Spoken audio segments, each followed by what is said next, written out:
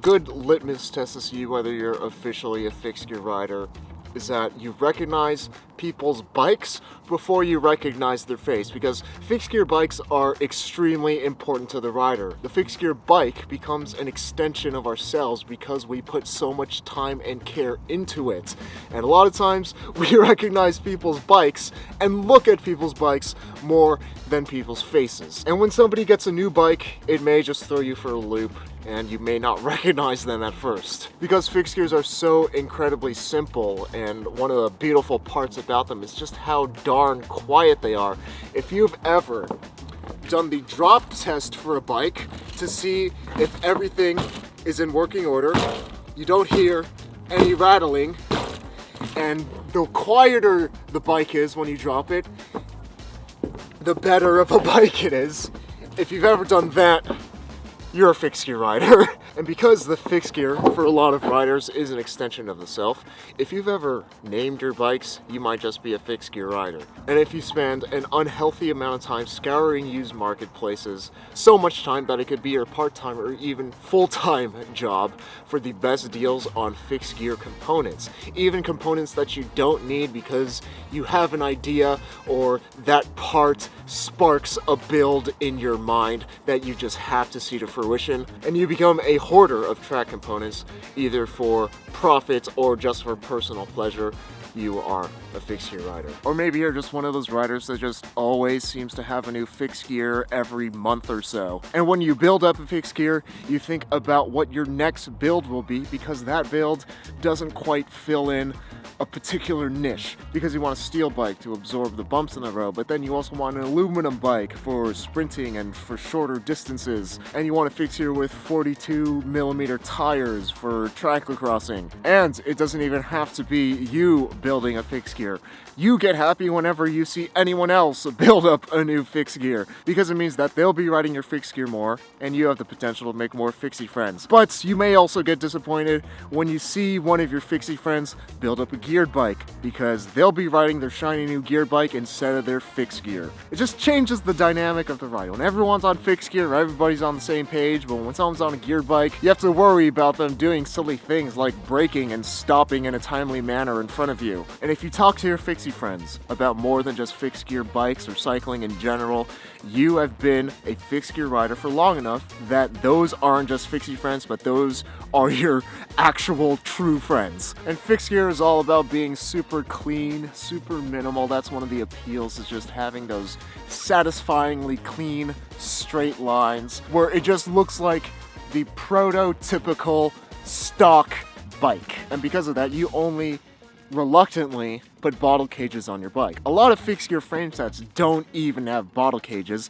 partially because you're not really going to be drinking water while you're racing on the track, because you need both hands on the handlebars at all times to, one, go fast, and two, control the bike and be safe. But also, the bottle cages, they ruin the clean aesthetic of the fixed gear a little bit. But if you ever begrudgingly put bottle cages on your bike, because, you know, you ride your bike out on the street and not on the velodrome, and it's nice to be hydrated and not die of heat stroke, although not a lot of heat stroke happening right now. And if you prefer, if you didn't have to drink water ever again for the rest of your life because it makes your bike look so much cooler, then you're a fixed gear rider. And it's winter right now in the northern hemisphere, so people are putting fenders on their bikes to stay clean and dry during the rides. And if you think clip-on fenders are better than full fenders, you're probably a fixed gear rider, because once the weather turns nice, we immediately take the fenders off of our bike so that it looks great in pictures. On top of that, most fixed gear bikes don't even have the necessary mounts for full fenders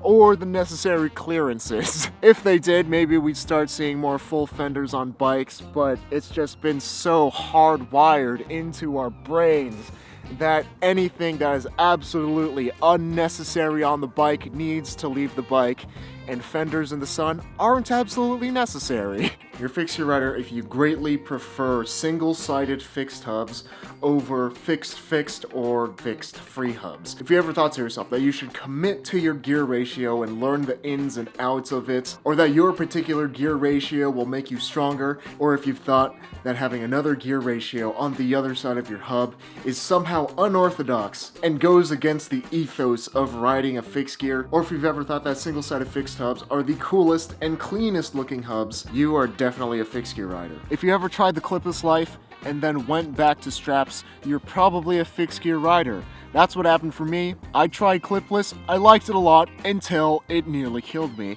and my cleats started popping out of my pedal every time I tried to skid. And with straps, you're not popping out of these things anytime soon. But if you're riding brakeless, and if you're pulling skids and you don't want to damage your knees, straps are the way to go, even if clipless does have some performance gains. And if you think that straps are better than clipless, you're probably a fixed gear rider. Speaking of knees, if you've ever worried about blowing out your knees from cycling, you're a fixed gear rider. Did you know that on geared bikes, you don't really have to worry about that problem, because people only blow out their knees on fixed gears because they're pushing a gear ratio that is too high for their strength and for the terrain that they're riding. Ever worried that you'll blow out your knees and will have to ride a geared bike if you want to continue cycling, you're in the club. You're probably a fixed gear rider if you've ever bought tires specifically for skidding, whether they're Continental Gator Skins, which are just generally great all-round tires, the Vittoria Randonnée, or WTB Thick Slicks, which are great skidding tires, but kind of terrible all-round tires just because they ride so harsh. Most other cyclists want a more well-rounded tire, one with decent puncture protection, decent tread life, and a good ride quality. But us fixed gear riders, having to replace our rear tire all the time, it's an extra expense that we don't necessarily want to be spending. So if you've ever said goodbye to speed, goodbye to ride quality and comfort, just so you could skid on your tire for that little bit longer, you're a fixed gear rider. Another sign that you're a fixie-foo is that you agonize about how every single tiny component will look on your bike. Don't get me wrong, it's natural to want, a cool frame set and some cool wheels and cranks because these are the center pieces of the bike. But fixed gear riders, we take that to a whole nother level. We'll think about things as small as like, oh, will the top cap match the color scheme of my bike? Should I get different colored stem bolts as an accent, or should I get different colored chain ring bolts, or how will those pins, the color of the pins in the chain, look on my bike? I don't have any valve caps. Maybe I could get some of those to add some extra little accent color to tie the whole build together. We will painstakingly visualize and scour the internet for sites like Reddit and Pedal Room for inspiration and guidance, because maybe somebody else did a similar color scheme on their bike with the same parts, and I want to see how it looks before I go out and buy those parts myself, because everything has to be absolutely perfect on a fixed gear rider's bike. Speaking of agonizing about every single little tiny component on your bike, this video is sponsored by Wabi Cycles. For me, the Wabi Special is just about my perfect frame set, and it might be for you too. And word on the street is classics and specials, they'll be coming in March. But if you're looking to build up, or at least prepare for your next build, Wabi's got you covered too, because they have a great selection of fixed gear components from brands like Sugino, Nitto, H+ Sun, Velocity, Phil Wood, Brooks, Thompson, and more. Be sure to check out Wabi Cycles, linked in the description. Yes, fixed gear bikes can be a lot lighter than their geared cousins because there are less components on the bike, but that doesn't mean that fixed gear riders are weight weenies.